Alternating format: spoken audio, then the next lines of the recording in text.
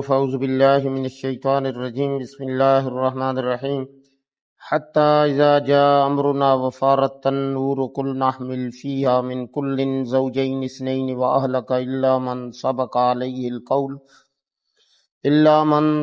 عليه القول ومن آمن وما آمن معه إلا قليل وقال اركبوا فيها بسم الله مجريها ومرساها ان ربی لغفور رحیم صدق اللہ مولانا العظیم۔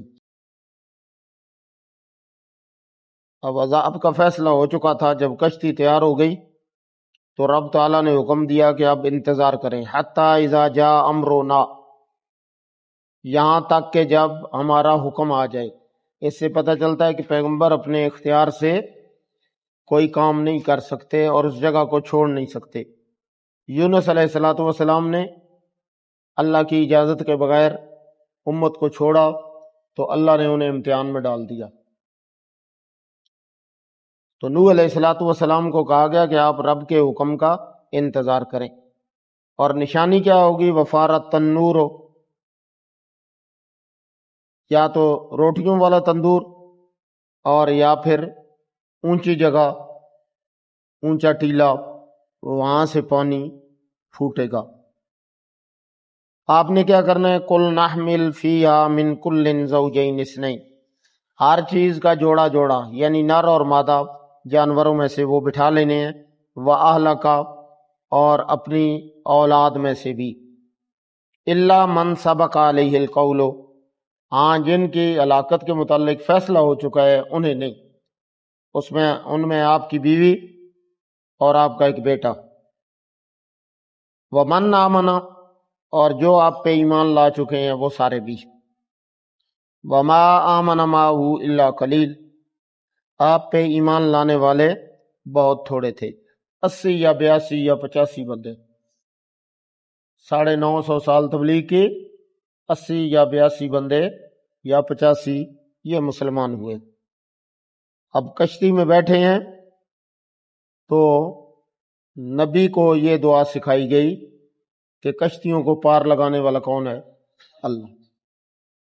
آج کا مسلمان کہتا ہے کہ شیخ عبد القادر جیلانی کشتیوں کو پار لگاتے ہیں، تو اس وقت جبکہ قرآن کہتا ہے کہ کشتیوں کو پار لگانا، وَقَالَ ارْكَبُوا فِيهَا، اور کہا گیا کہ آپ اس میں سوار ہو جائیں، اور کیا پڑھیں؟ بسم اللہ مجریہا ومرساہا، اسی اللہ کے نام سے کشتیاں چلتی بھی ہیں اور کنارے پہ بھی لگتی ہیں۔ ان ربی لغفور رحیم، بے شک میرا رب معاف کرنے والا اور رحم کرنے والا ہے۔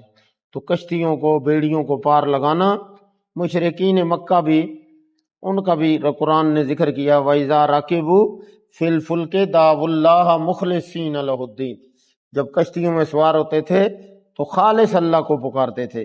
فَلَمَّا نَجَّاهُمْ إِلَى الْبَرِّ إِذَا هُمْ يُشْرِكُونَ، اور جب ہم انہیں ان طوفانوں سے، ان گرداب سے کنارے پہ لگا دیتے تو اذا ہم یشرکون، پھر کہتے تھے ہبل کی، لات کی، منات کی، عزا کی نظر کرم ہوئی اور ہم بچ گئے۔